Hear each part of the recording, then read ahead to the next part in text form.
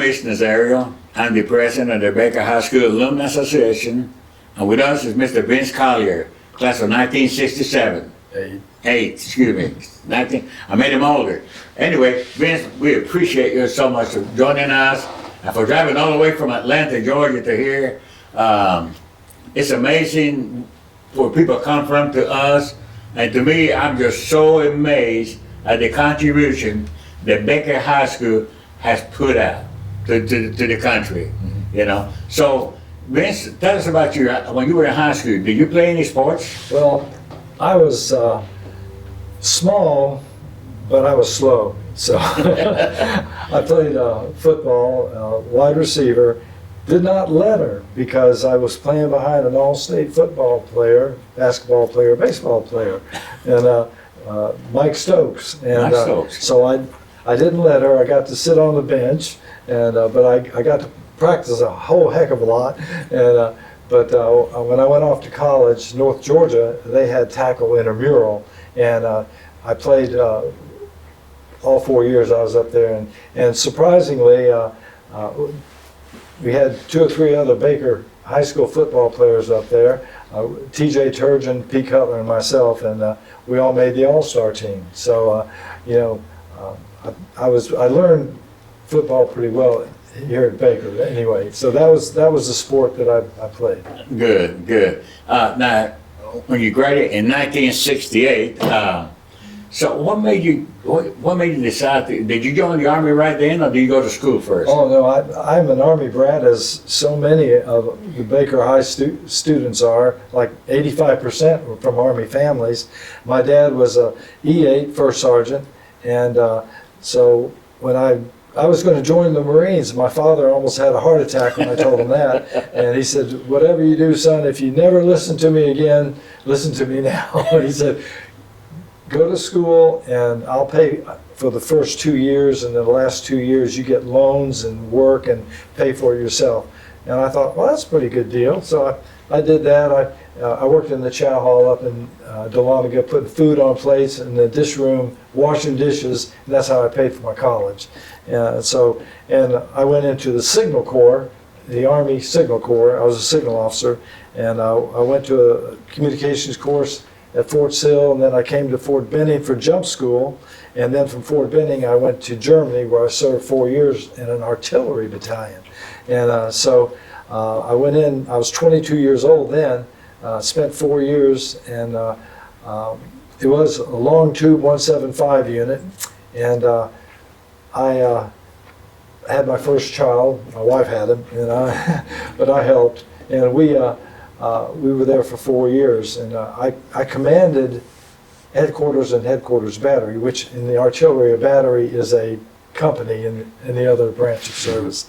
And I was a signal officer commanding an artillery battery, which was highly unusual. So, but anyway, we did real well, and so my wife enjoyed the travel, and we came to the States, and I was a basic training company commander at Fort Gordon after my advanced course. And so we were able to do that. We had our second child at Fort Gordon, and that second child went into the Marines later. You know, he did 4 years and got out as a sergeant. But anyway, then later in other assignments, I went to Fort Monmouth, New Jersey, and my first daughter was born there. And I was lucky. I worked project management, which I thought would be a great field for when I got out of the Army. Well, not necessarily so, because I learned a sad fact. When you have guys who wear muddy boots, infantry, armor, artillery, they don't really know that much about, you know, project management. So I thought I was doing a good deal, but it didn't turn out particularly well. But I went from Fort Monmouth to Heidelberg, Germany. Heidelberg is a beautiful town. It's a university town, and my last daughter was born there. So 2 of my 4 children were born in Germany, and so they really got to see a lot of the world, and it was good. We went to Fort Leavenworth, and for a year, not the long course. It was a 1-year school, and we had that for a year. And the saying in the Army is, it's the best year of your life. Well, I would beg to differ on that. It was not that good, but we went from there to Atlanta. And Colin Powell was my boss there. And he was the Chief of Staff of the Army later. He went from being the SINC at FORSCOM to being Chief of Staff of the Army in Washington, D.C. And really nice man. When he had his gallbladder removed, I sent him a card and told him I was wishing him well. He was so thoughtful. He sent a card back to me and my wife, and was just a true gentleman. And he autographed his book, My American Journey, and sent that to me. Okay. Just really nice. And I was the default escort officer at Fort Mac. Every time a general officer or a dignitary came in, I got stuck being the escort officer. And I'd take the husband to the Colin Powell's house for a working lunch, and then I'd have to take the spouse to the cyclorama, the big rotating picture, near Grant Park, and also to the zoo. It was crazy, but but it was fun. And after that, I went to the program management course at Fort Belvoir, and then I went to Fort Monmouth for a big program, computer program, and then I went to the Pentagon. And the Pentagon was interesting. I was there for 3 years. It was the longest 10 years of my life, but made a lot of friends, really nice.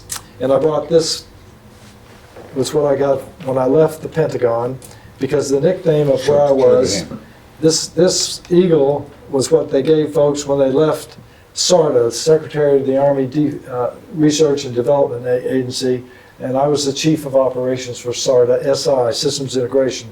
We'd have to brief the generals on the status of all the programs, be it tanks, artillery, computers, whatever.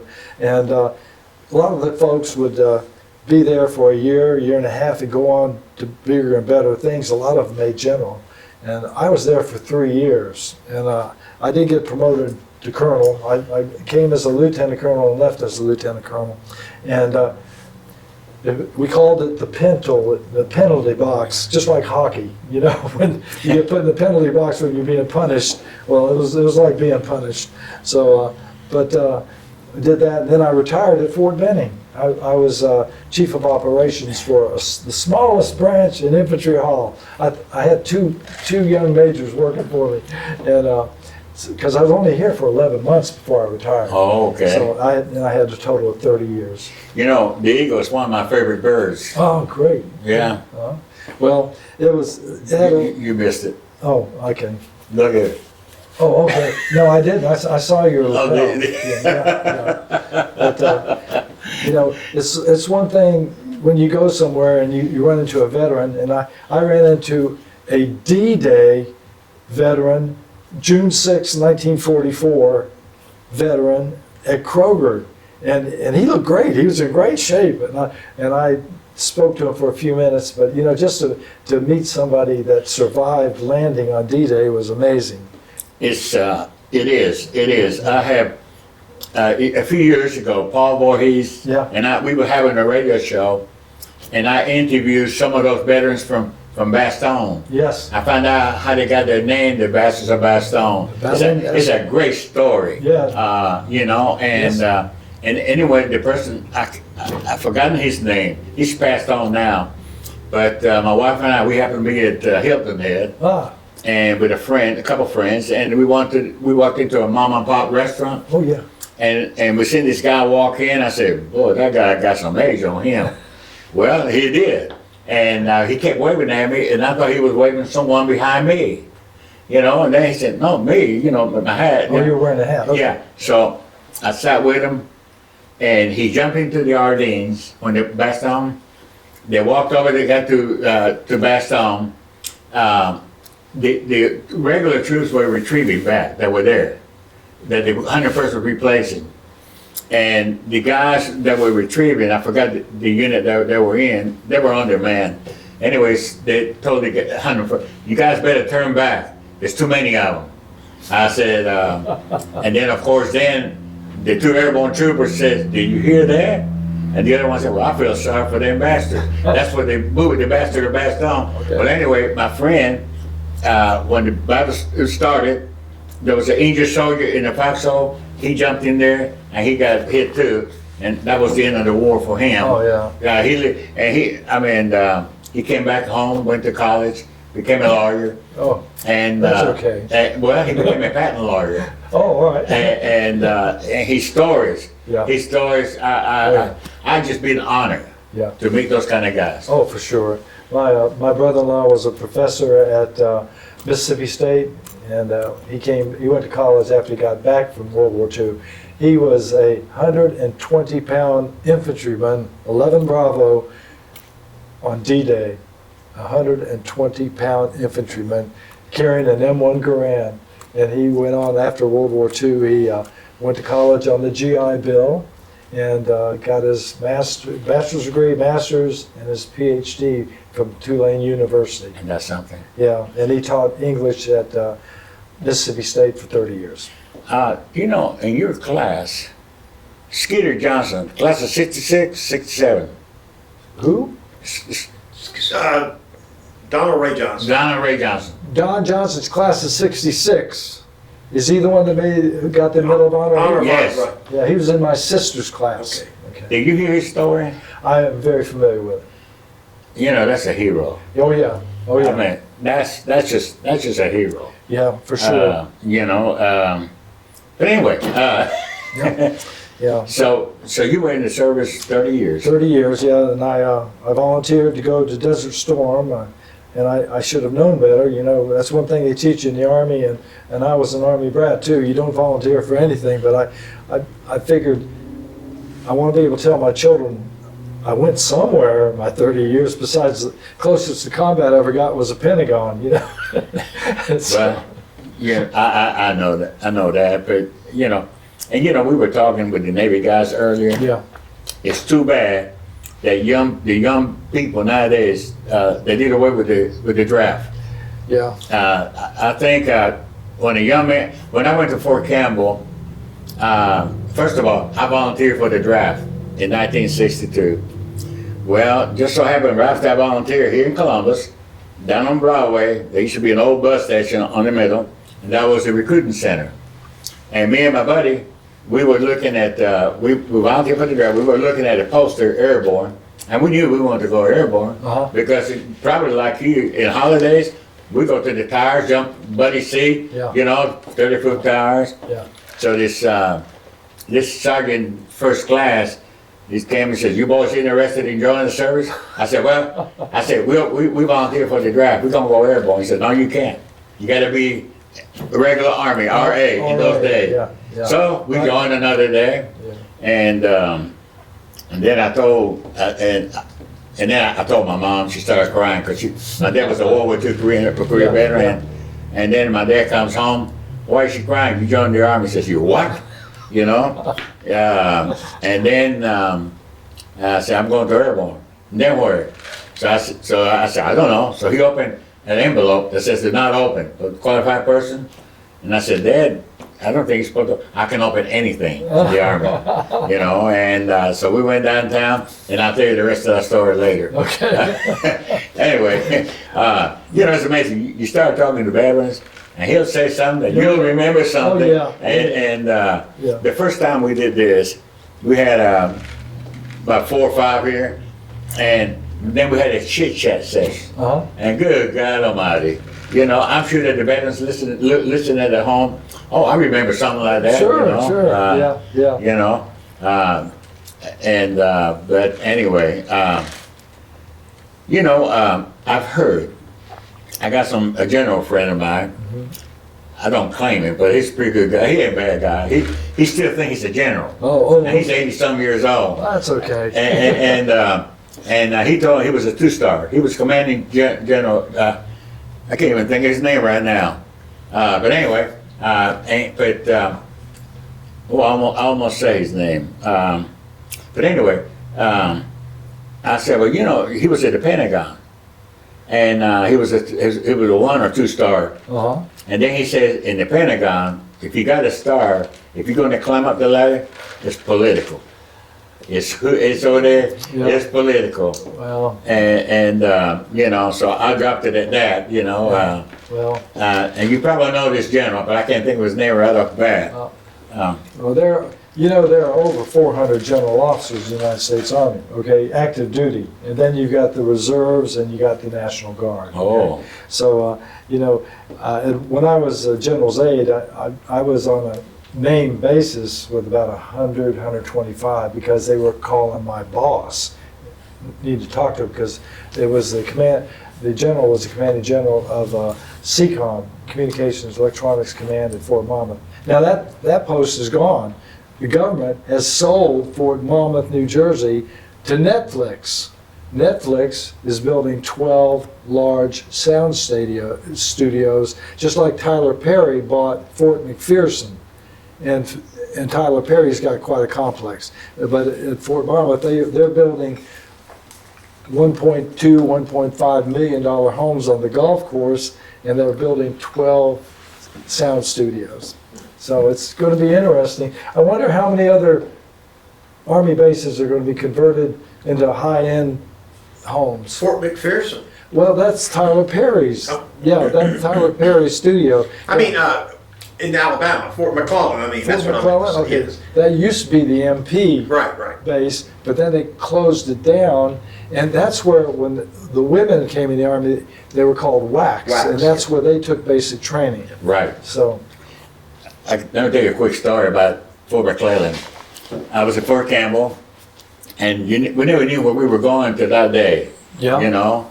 So we go into Fort McClellan, and everybody said, where in the world is Fort McClellan at? Well, I knew what it was because Anniston, Alabama. because some of my friends, they were from Anniston. Yeah, okay. There was military. Yeah. And gosh, I'm seeing their faces right, they're all gone, you know. Yeah. But anyway, I said, anybody know anything about Fort McClellan? I said, yeah, I do. He said, what's in Fort McClellan? That's the Watch Training Center. Yeah. I said, you remember how you guys felt after basic training? Nah, yeah. So, you know, and you don't tell a paratrooper, that's off limits, you know. So we go through our maneuvers, and there was about 4 of us, we snuck out. Oh, You know, imagine that. Anyway, the girls, they had them they were at attention, and the drill sergeant was talking to them.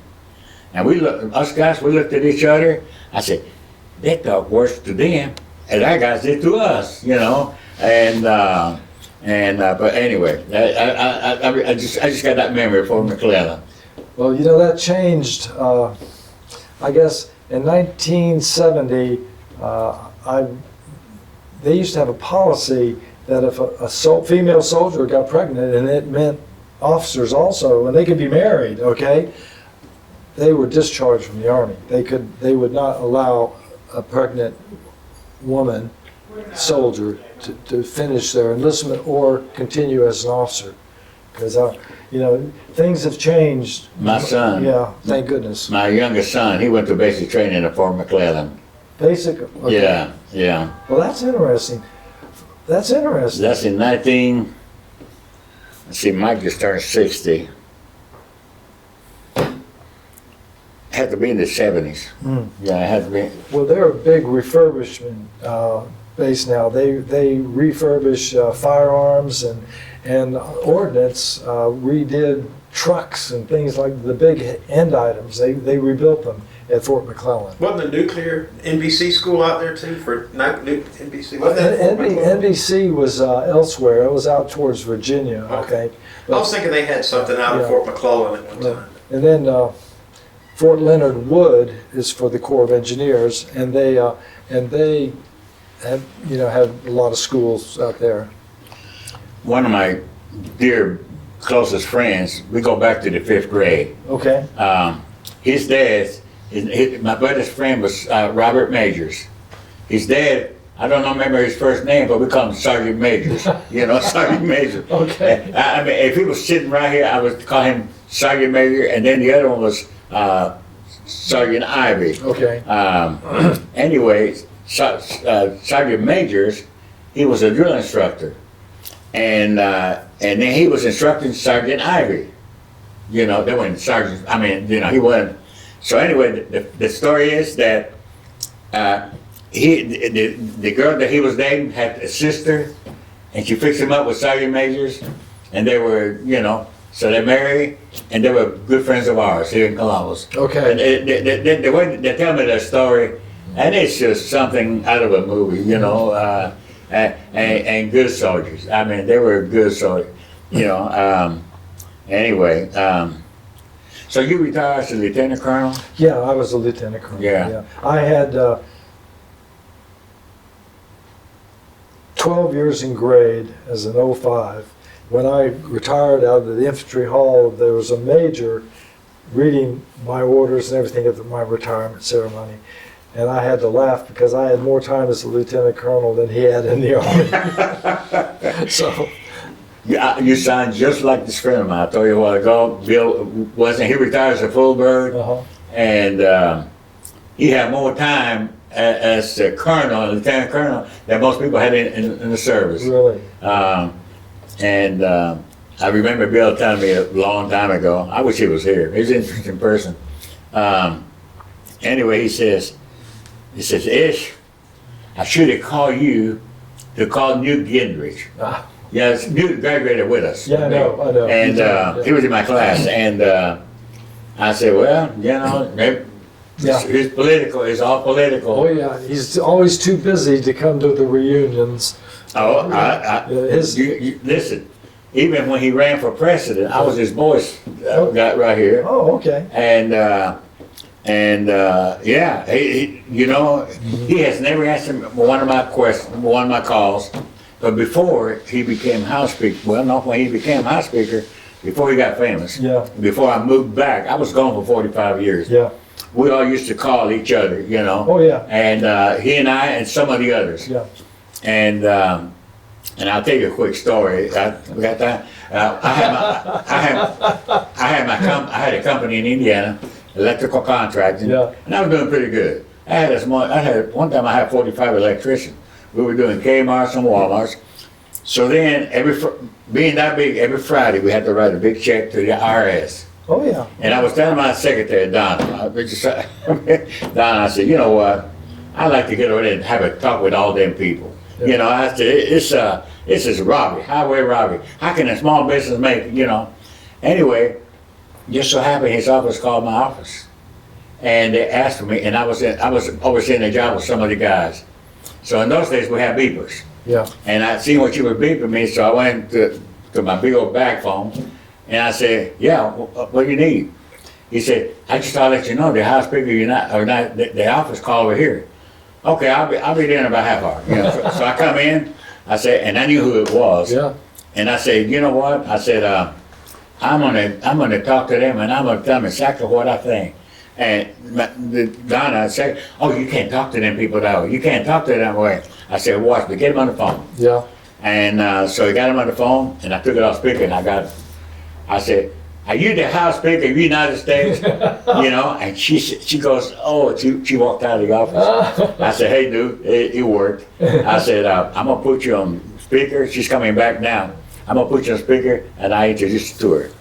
And I hung the phone down, and she comes back. She goes, I'm sorry. I can't take this kind of stress. I'm afraid I'm going to have to leave. Okay. I said, why? I said, well, I'll tell you what, before you leave, Newt, tell Donna I say hi. Hey Donna, how you doing?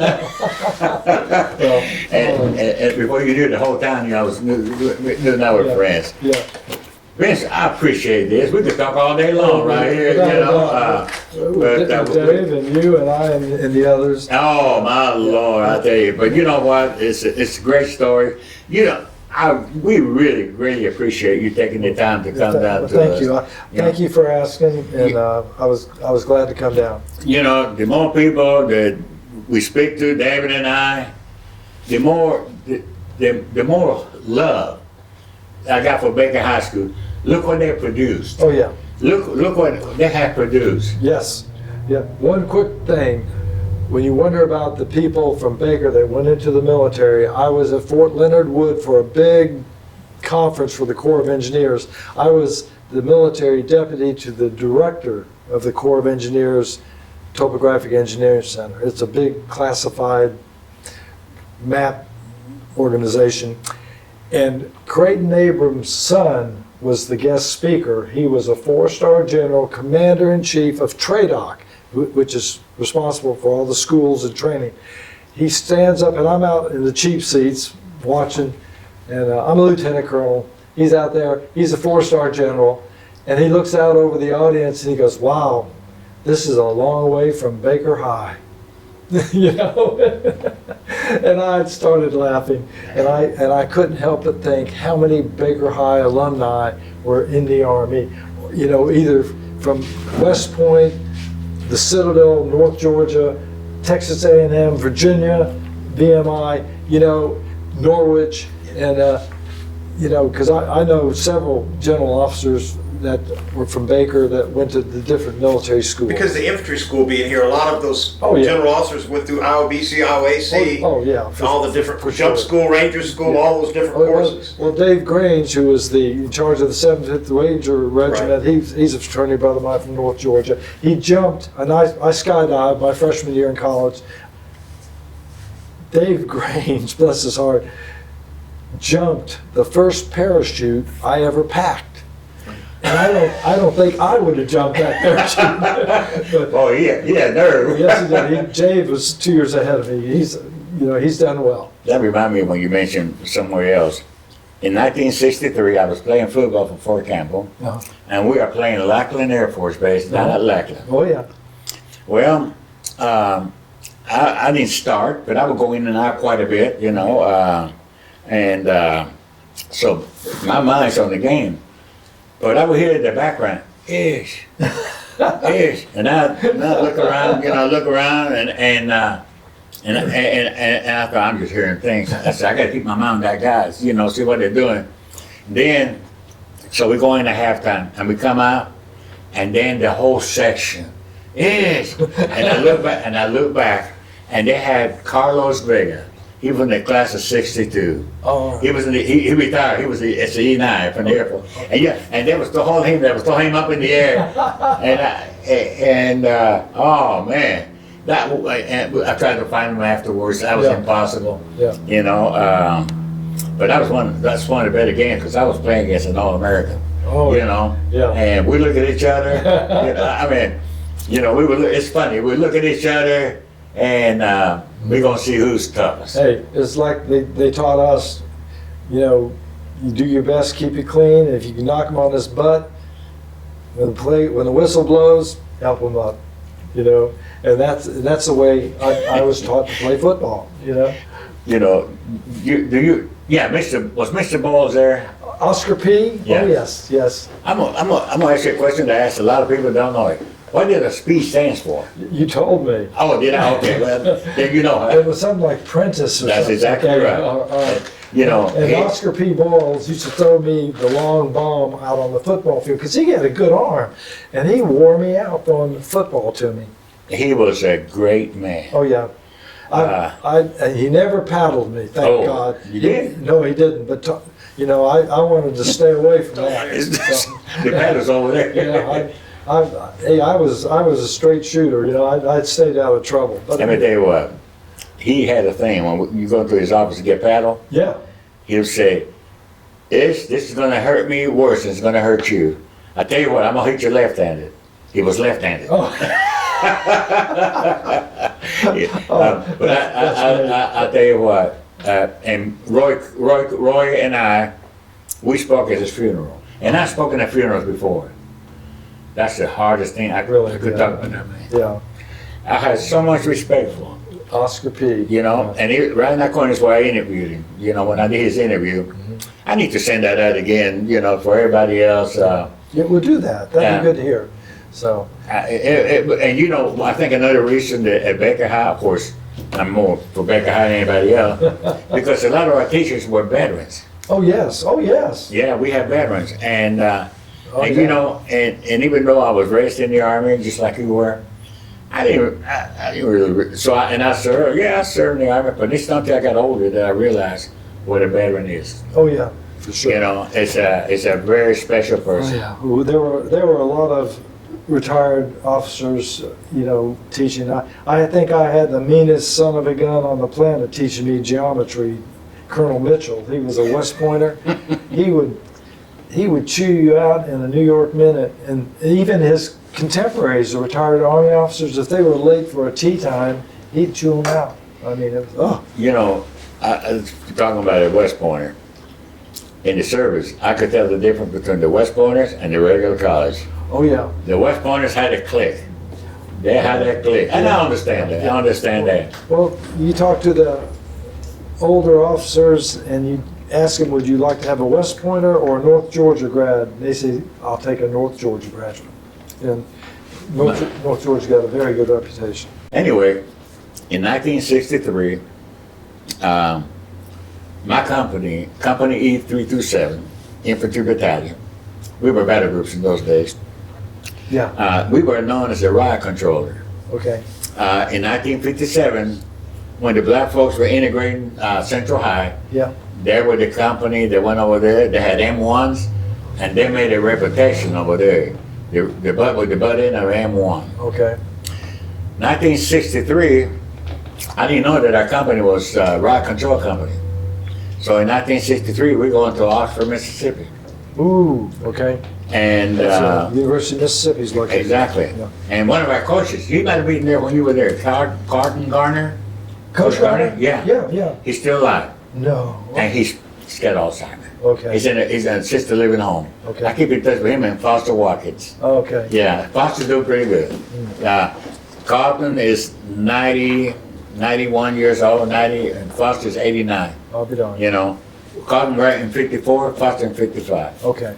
So anyway, so we were protecting James Meredith, and my first job was in the door of his dorm.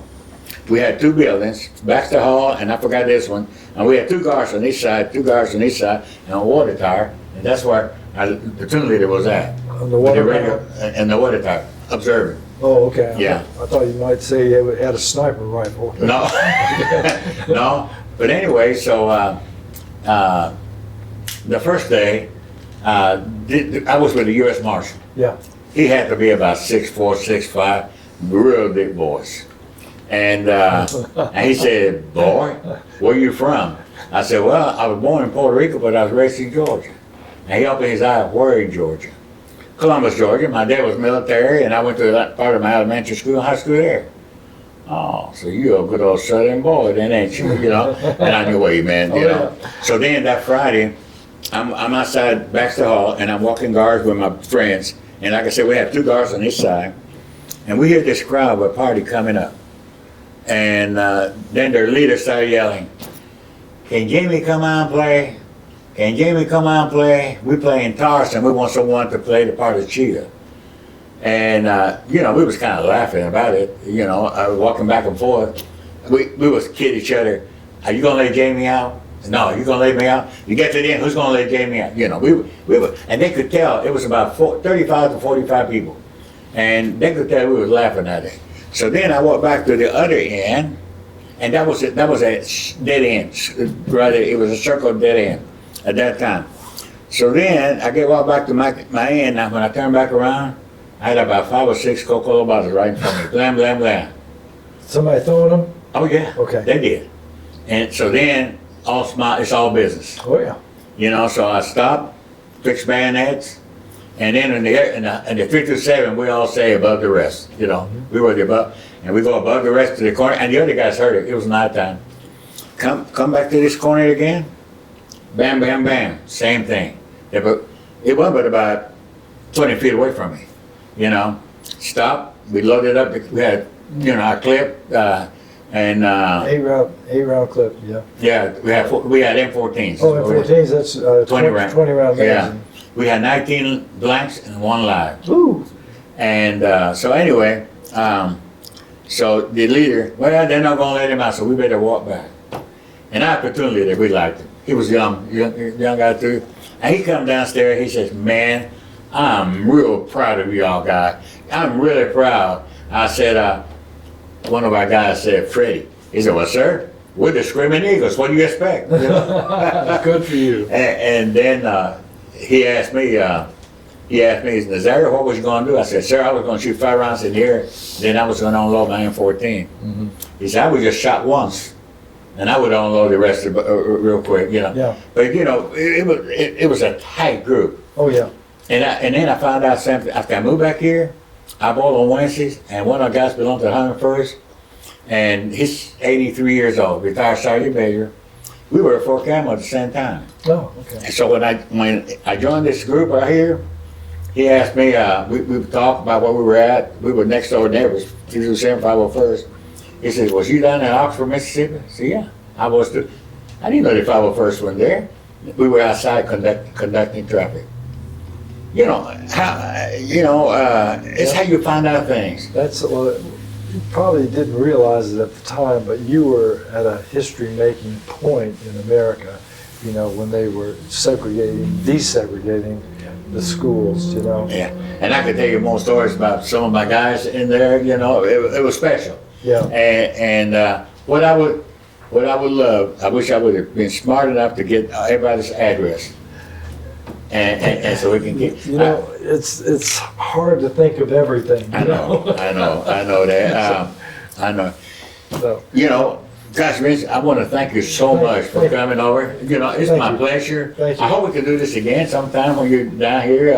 well, you can just repeat it and repeat all his stories, and we'll be in great shape. But you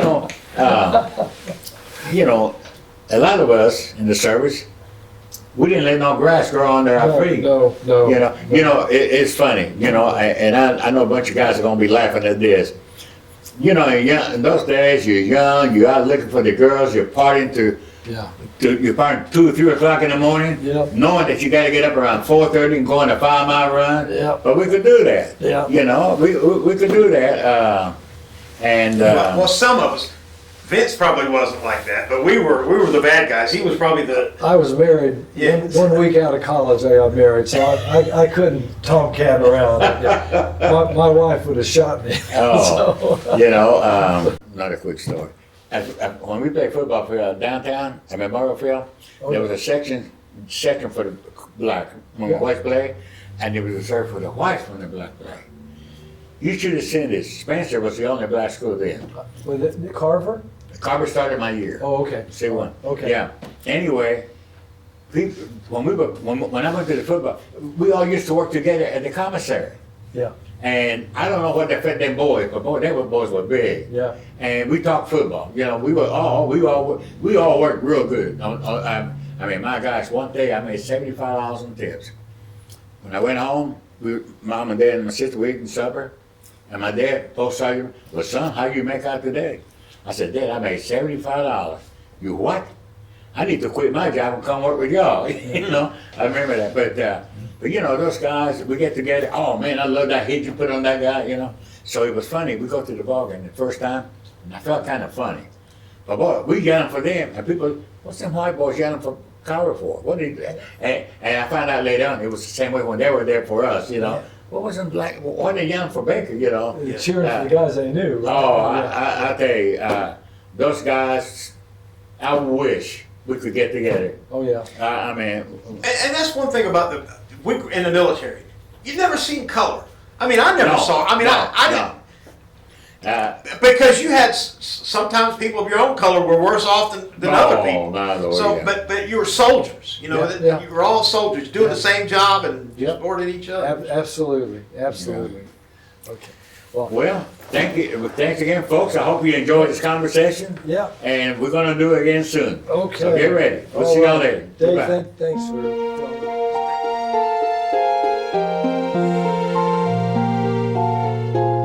From Columbus, Georgia, a journey began. 30 years strong, a dedicated man. Vince Collier, we honor your name for service and sacrifice, your enduring flame.